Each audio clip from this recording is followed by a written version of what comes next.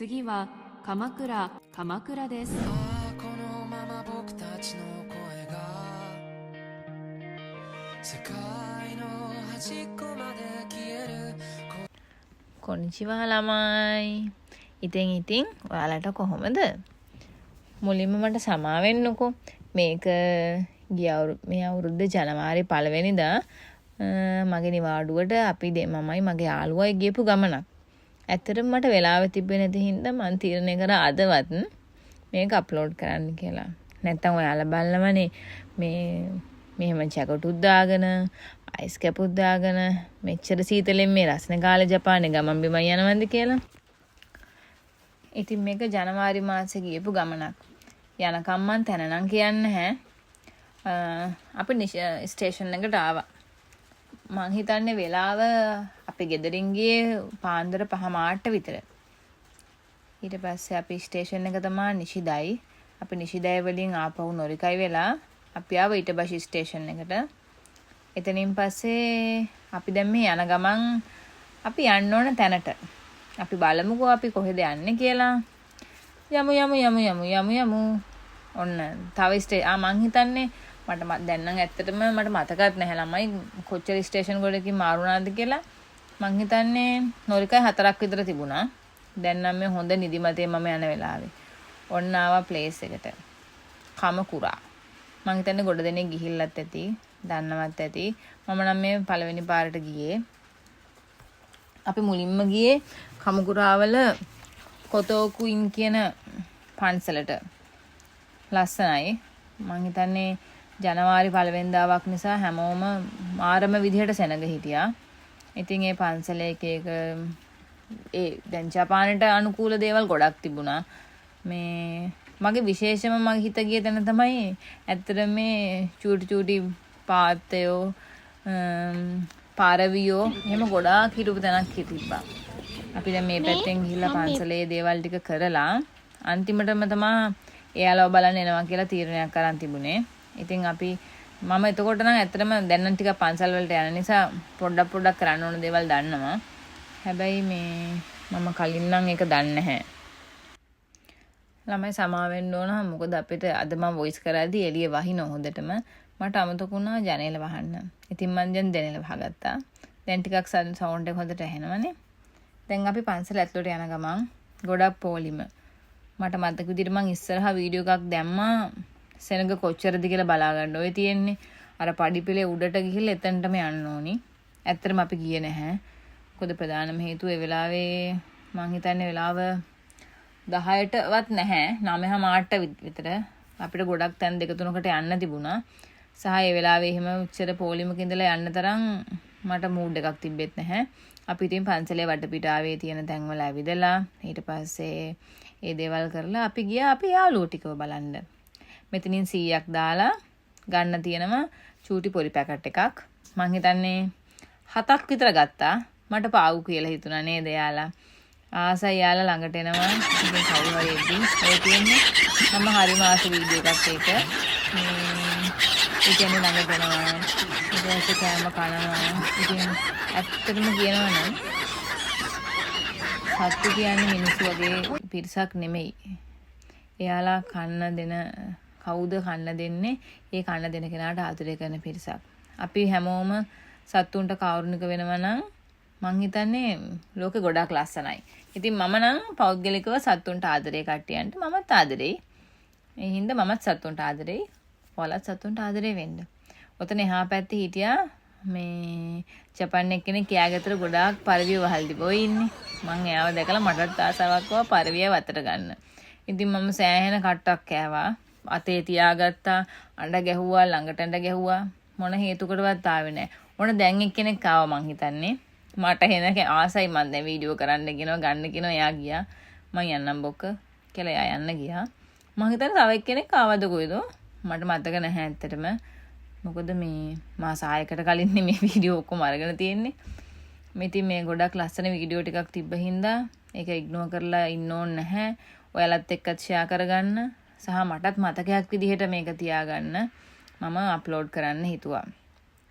ඔය තියෙන්නේ මෙතන අපි ආපු තැන ඔතන ඇවිල්ලා මේ අවුන්ද ගහලා තියෙන්නේ.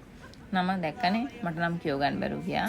දැන් අපි යනවා මේ කමෂිදෝරි ස්ට්‍රීට් එකේ තමයි මේ යන්නේ.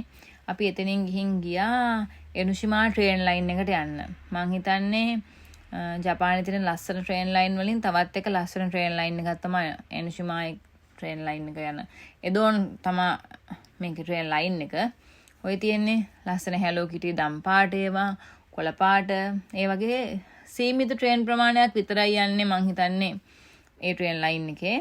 මේ ඉතින් අපි දෙන්න පොඩි කයියක් දාගෙන ට්‍රේන් ලයින් එකේ මේ යන ගමන් ඇත්තටම ලස්සනයි. තාම මේ ලස්සන මම දැක්කේ නැහැ. ඔන්න දැන් මම දකිනවා. ඒ කියන්නේ දැන් අපි නම් මෙහෙදි යද්දි එළියේ පේනවට වඩා ඒ පැත්ත මාරම ලස්සනයි ළමයි. ඇත්තටම කියනවා නම් මේ එළියේ බීච් එක එහෙම මේ ලස්සනට තිබුණා. මම දන්නේ නැහැ වීඩියෝ මම ගත්තද ඒවා මේකට මම අප්ලෝඩ් කළාද කියලා. මමත් මේ ඔයාලට වොයිස් කරන ගමන් මේ වීඩියෝස් ටික බලනවා. එහෙනම් පොඩි මිස්ටේක් ඇති. ඒවා නොසලකා හරින්න. මේ ඉතින් මේ ලස්සන ට්‍රේන් ලයින් එකක් ජපානයේ ගොඩාක් කට්ටිය ගිහිල්ලා ඇති. ගිහින් නැති කට්ටිය ඉන්නවා නම් ඉතින් ගිහින් බලන්න. මේ තියෙන්නේ මං හිතන්නේ මේක හරි ප්‍රසිද්ධයි කමුකුරාවල මේ ට්‍රේන් ලයින් එක. අපි ඉතින් මේ වෙන මෙන්න ජපානයේ කාණුවක්. ඇත්තටම පිරිසුදුයි ඒ කාණුව. මන් දන්නේ අනිත් කාණුව ගැන මට ඒක නම් මාරම පිරිසුදුයි. ඉතින් මේකෙන් වතුර යනවා මුහුදට වෙන්න ඇති. අපි ආවා බීච් එකට. මම මේ ජපානයට ඇවිල්ලා බීච් එකට ආපු ෆස්ට් ටයිම්. ඉතින් ආසයි මොකද මගේ ගමත් බීච් පැත්තක් මාරවිල. ඉතින් මම බීච් දැකලා තියෙනවා. බීච් එකේ ඕන තරම් ඉඳලා තියෙනවා. ඉතින් ඒ වුණාට තවමත් බීච් එකක් දැක්කහම ජීවිතේ පළලද්දාට බීච් එකක් දැක්කා වගේ මට සතුටුයි. යුයිගාහාෂිමා මං හිතන්නේ යුයිගාහාමා බීච් එක තමයි මේ බීච් එක.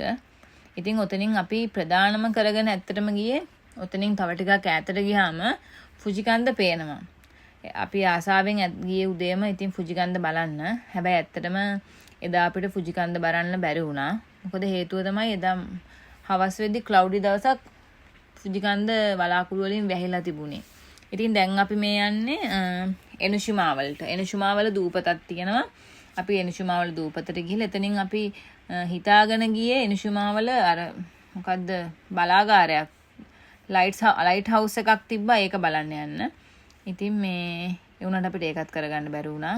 දැන් අපි ඇවිදලා තනිකරම ජපාන් කඩ තියෙන්නේ. ඇවිදලා ඉවර වෙලා 7-Eleven එකකින් ගත්ත පොඩි කෑමක් දවල්ට කන්න. මම හිතන්නේ දැන් වෙලාව 12ට විතර 12යි කාල. අපි මේ ගමනක් ගිය වෙලාවකට කලින් යනවා කියලා තීරණය කරන් ගිය පළවෙනිම වතාව. ඉතින් දැන් මේ පයින් යන ගමන් එනුෂිමා වලට විනාඩි 20ක් මං හිතන්නේ ඊටත් වැඩිය පැය භාගයක් විතර. ජපාන් කියන්නේ ඉතින් කකුල් දෙකේ පිට තමයි. ගොඩක් වෙලාවටනේ. අපි මෙහෙ ඉන්නේ තනියම. ඉතින් අපි තාම වාහනයක් නැහැ. එහෙමයි කියලා ඇවිදින එක නතර කරන්නත් බෑ. ඉතින් අපි ඇවිදිමු. පයින්ම ඇවිදිමු. ඉතින් මේ ඔය තියෙන්නේ බීච් එක. එතනත් එනුෂිමාවලත් බීච් එකක් තියෙනවා. තනිකරම ඒ පැත්ත. දැන් ඔය එනුෂිමා පැත්ත කියන්නේ තනිකරම දීවර පැත්තක් වගේ කියලා මට හිතුනේ. අපි අර කලපු ටයිප් එකේ බෝට්ටු ගහලා බෝට්ටු වල මිනිස්සු මාළු අල්ලන්න ඒ විදිහම තියෙන එකක් මම දන්නේ නැහැ. කමුකුරාවල ඉන්න අපේ ලංකාවේ යාළුවෝ ඉන්නවනම් මීට වඩා වෙනස්ද දන්නේ නැහැ. මම මේක දවසින් පොඩි පෑ ගානකින් නිකන් දැනෙච්ච දේ මේ ඔයාලත් එක්ක බෙදාගන්නේ. මේ ඉතින් එතන මාර ලස්සනව පේනවනේ. මට ට්‍රැක් පැනලා ඉන්නේ සපත්තුද මොනවාද අදාළ නැහැ. තව පෑ දෙකක් විතර ගෙදර යන්න තියෙනවා කියලාත් මට අදාළ නැහැ. ඉතින් එතනින් ඉවර වෙලා නැවත ගමනේ අපි. දැන් මේ යන්නේ එනුෂිමා ෂයින් එකට. ඒ පන්සලට යන ගමන් එතනත් ලොකු සෙනගක් හිටියා. ඉතින් දැන් අපි පන්සලට ගියා. ඒ පන්සලෙත් ගොඩාක් සෙනග හිටියා. හැබැයි ඒ පන්සලේ නම් මං චුට්ටක් වෙලා හිටියා. මේ අපි දෙන්න පොඩ්ඩක් වෙලා ඉඳලා ඒ පන්සලේ වතාවත් කරලා මේක නම් අපි හැමෝම දන්නවා. මේකේ නරක දේවල් ලකින අපිට එන බෑඩ් විෂස් ගැට ගහලා good wishes අපි අරන් යනවා. ඒක තමයි මෙහෙ කරන්නේ. ඔය තියෙන්නේ මම ඔන්න ඔය ටයිප් එක ඇත්තටම ජපානයේ කියලා අපි අඳුර ගන්න ටයිප් එකක් නේ. ඉතින් මම පොඩි වීඩියෝ කෑල්ලක් එතනින් ගමු කිව්වා. ඉතින් ওই වීඩියෝ කෑල්ල තියෙනවා. ඇත්තටම මෙතනින් මොකක් කර අයිස්ක්‍රීම් එකක්ද කොහෙද කෑවා. ඒක නම් වීඩියෝ එකක් ගන්න බැරුව ගියා. ඔන්න ඕක. මං හිතන්නේ අපි දැන් පුජිකන්ද පෙනේ කියලා පැය ගාණක් හිටියා. ඔය ඔහොම කළුවර වෙලා තිබුණාට ළමයි කළුවර නැහැ. වෙලාව මං හිතන්නේ හවස 4ට විතර. ඒ කාලේ සීතල කාලේනේ. ඉතින් පුජිකන්ද පෙනුන්නේ නැහැ. අපි බලන් ඉඳලා මගේ ෆෝන් එකේ බැටරිත් නැහැ. යාළුවාගේ ෆෝන් එකේ බැටරිත් නැහැ. බලන් ඉඳලා අපි 5:00 6ට විතර ගෙදර යමු කියලා තීරණය කළා. ලයිට් හවුස් එකට යන්නත් බෑ බැටරි නැහැ. ඉතින් කියන්නේ වීඩියෝ එකක්වත් ගන්න විදිහකුත් නැහැ තේරුමක් නැහැ. ඒ නිසා අපි යන්න තීරණය කළා. ඔන්න දැන් අපි එනවා. අපි දැන් බහින්නයි යන්නේ ගෙදර එන්නයි යන්නේ. ඔන්න එද්දිම අපේ පැත්තට හිම වැටෙනවා. ඔය තියෙන්නේ. ඉතින් දැන් ඔයාලට පේනවනේ.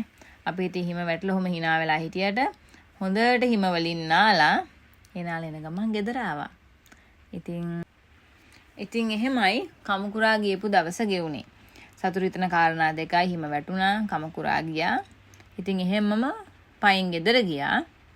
ආපහු ලස්සන දවසකින් අපි හම්බෙමු. එහෙනම් කමුකුරා දවස මෙතනින් ඉවරයි. ගිහින් එන්නම් ආදරෙයි. ජා මතනේ. බයි බයි.